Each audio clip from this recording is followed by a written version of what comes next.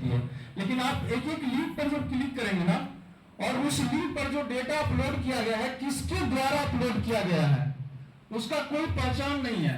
अगर कोई व्यक्ति अपना पहचान छुपा करके भी इंटरनेट पर अपलोड करना चाहे तो वो कर सकता है। आज के समय में अगर कोई भी व्यक्ति हम ही कोई टॉपिक पे कुछ लिखना चाहते हैं इंटरनेट पे तो हम लिख सकते हैं, इसकी कोई मतलब निश्चित नहीं है कि कौन लिखा है, तो आप उस पर विश्वास कैसे करेंगे। वही जब आप पुस्तक में देखते हैं तो पुस्तक में एक राइटर होते हैं, पब्लिशर होते हैं, उसके अलावा पुस्तक को चेक किया जाता है कि इसमें जो टॉपिक लिखे गए हैं वो कहीं से कॉपी तो नहीं है।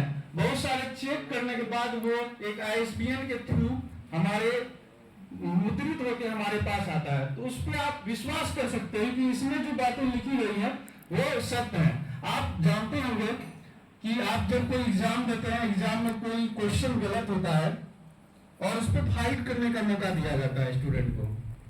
जब आप फाइट करेंगे ना तो आपसे पूछेगा कि आपके पास सोर्स क्या है, सोर्स बताइए। तो आप सोर्स में ना इंटरनेट की चीजों को नहीं बता सकते हैं। आपको सोर्स के लिए ना वहां पे कोई बुक बताना पड़ेगा, उसका राइटर पब्लिशर बताना पड़ेगा, फिर उसको प्रॉपर्ली चेक किया जाएगा कि ये बात जो ये लड़का फाइट कर रहा है ये सही है कि नहीं। अगर वो सही होता है तो फिर वो आपको मार्क दिया जाता है। तो ये बातें डिजिटल दुनिया में कैसे हो सकती है आप समझिए क्या। उसके बाद आप जानते हैं इंटरनेट पे बहुत कुछ तो है, जैसे आप बताए थे कि लेकिन सब कुछ नहीं है। बहुत कुछ है लेकिन सब कुछ नहीं है। बहुत सारी ऐसी प्राचीन पुस्तकें होती है जिसका 1 या 2 प्रति हमारे देश में मौजूद है। अगर आपको उसको पढ़ना है तो आपको पुस्तकालय तो जाना ही पड़ेगा, आपको मुद्रित चीजों की तरफ जाना ही पड़ेगा। वही जब हम इंटरनेट पे मोबाइल या लैपटॉप से आप पढ़ते होंगे बहुत देर तक, तो आप देखते होंगे कि आपके नेत्र में एक अलग सा मतलब फील आता है हम लोगों को। वहीं आप पुस्तक लेके पढ़िए, पुस्तक को गोद में रख करके पढ़िए।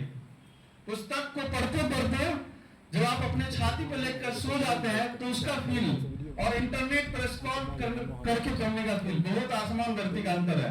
हम ये मानते हैं इस बात को। वही पुस्तक को आप गोद में लेकर के पढ़ते एक फील आता है हम लोग के अंदर में कि हाँ पुस्तक को पढ़ रहे हैं। वो हम लोग को लगता है मेरे दिमाग में छप रहा है वो बात। आप नहीं, आप इंटरनेट से आप PDF को पढ़ लीजिए, 4 बार भी पढ़िएगा आपको याद नहीं होगा। आपकी मानसिक क्षमता कुछ अधिक होती है, अलग बात है, एक्सेप्शन में है। लेकिन आप जब पुस्तक को पढ़ते हैं तो आपको याद होता है, एक बार में याद हो जाता है, आपके मानसिक पटल पे वो छप जाता है।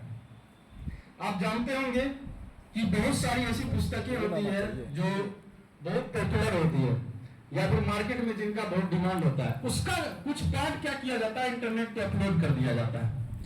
और जब आप उस पार्ट को पढ़ने जाते हैं तो उस पे आप जैसे क्लिक करेंगे ना तो आपको कहेगा कि इसका पेड वर्जन लीजिए। आप उसका पेड वर्जन आपको खरीदना पड़ेगा। जब हम पेड वर्जन ही खरीदेंगे, पैसा देंगे ही, तो हम पुस्तक क्यों ना खरीदेंगे ये बताइए। पुस्तक खरीदेंगे और वो जब हम हाथ में लेकर के पढ़ेंगे तो वो हमको ज्यादा समझ में आएगा, ना कि पेड वर्जन लेने के बाद ज्यादा समझ में आएगा। आप जानते हैं अभी ऑनलाइन क्लास होता है।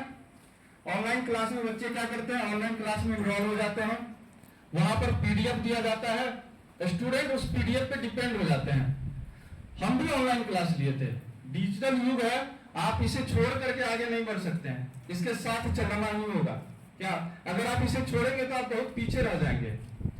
तो हम ऑनलाइन क्लास लिए और जब ऑनलाइन क्लास में PDF दिया गया, PDF तो दिया ही गया, PDF का जमाना है, PDF दिया गया और हम उसको पढ़ने लगे तो बहुत सारा ऐसा समय होता था 10 मिनट पढ़े नींद आना शुरू हो जाता था। आप सबके साथ ऐसा हुआ होगा, लेकिन बोलते नहीं है, वो अलग बात है।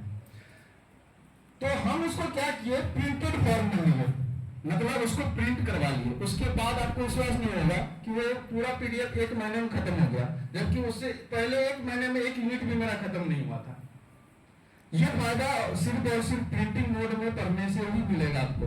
आप कितना भी कोशिश कर लीजिए। हम लोग देखते हैं कि जैसे आप पढ़ने के लिए जाते हैं ना, हम लोग को लगता है बुक खरीदने में पैसा लग जाएगा, हम अन्य चीजों में पैसा बर्बाद कर देते हैं, लेकिन पुस्तक खरीदने में पैसा बर्बाद नहीं करना चाहते हैं। ये सबसे बड़ी कमी है हमारे युवाओं की अभी के समय में। आप एक बात और जानते होंगे कि इंटरनेट पर सटीक जानकारी खोजना कोयले के खदान में हीरे को खोजने जैसा है। आप सटीक जानकारी नहीं खोज पाइएगा इंटरनेट पे। हम 2015 से हम 2015 से इस क्षेत्र में जुड़े हुए हैं। कंप्यूटर के अलावे हम कुछ आज तक पढ़े ही नहीं। कंप्यूटर के अलावे पहली बार हम लाइब्रेरी साइंस को ही पढ़े, क्योंकि इसमें भी इंफॉर्मेशन साइंस जुड़ा हुआ था, इसलिए हम इसको ही पढ़े। और हमको आज तक यही समझ में आया है, इंटरनेट तो हमारा आज के जीवन का दिनचर्या है। इंटरनेट के बिना हम नहीं रह सकते हैं, डिजिटल चीजों के बिना नहीं रह सकते हैं। लेकिन फिर भी पुस्तकालय की अलग भूमिका होती है। आप जब किसी पुस्तकालय में जाते हैं तो वहां पर बहुत सारे और भी कलीग्स होते हैं, आपके साथ में पढ़ने वाले लोग होते हैं।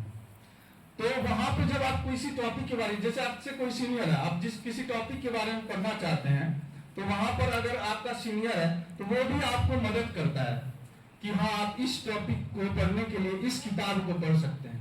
तो वहां भी आप देखिएगा कि पुस्तकालय जाना भी हम लोगों को जरूरी है, आपसी संवाद होना जरूरी है। आजकल हम अकेले में बैठ के पढ़ना चाहते हैं, अकेले में बैठ के पढ़ना भी सही है, लेकिन ग्रुप्स में भी पढ़ने का अलग है।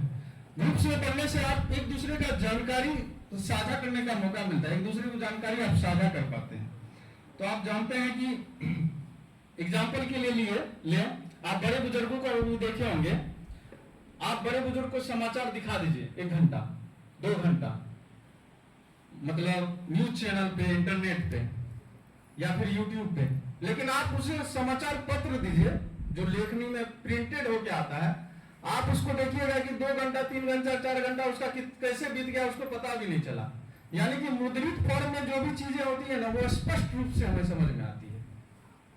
तो आप इस बात को दरकिनार नहीं कर सकते हैं कि पुस्तक आज के समय में आवश्यक नहीं है। हमें जो अभी तक फील हुआ है, पुस्तक हमारे लिए बहुत जरूरी है, बहुत आवश्यक है, इससे जुड़ करके ही पढ़ना चाहिए। इंटरनेट के माध्यम से भले आप पढ़ रहे हैं वो भी ठीक है, लेकिन आप पुस्तक भी लें और पुस्तक से